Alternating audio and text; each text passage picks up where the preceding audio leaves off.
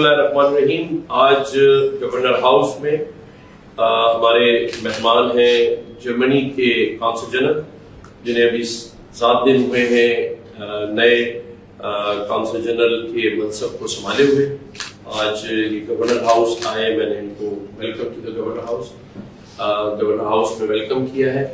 मैंने रिक्वेस्ट की थी एक्सेलेंसी से कि जो लोग वीज़ा अप्लाई करते हैं उनको टाइम लगता है, तो मुझे एक्सेलेंसी काउंसिल जनरल ने बताया कि हम इस सिस्टम को डिजिटलाइज कर रहे हैं और बहुत जल्द ही जब वो डिजिटल होगा तो वीज़ा प्रोसेस और उसकी डेट में बहुत आसानी होगी। उसके साथ साथ एक्सेलेंसी ने मुझे कहा है कि आप लोग जो वीज़ा अप्लाई करते हैं वो डायरेक्टली कॉन्सुलेट्स में करें। थ्रू एजेंट आप जो काम भी करते हैं उससे इश्यूज बनते हैं, सही फॉर्म नहीं भरा जाता, जिसकी वजह से आपके वीज़ा रिजेक्ट हो जाते हैं।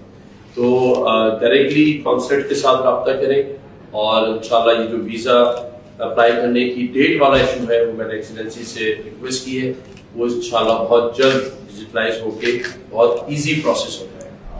Excellency, thank you so much. Thank you very much for the warm reception, warm welcome.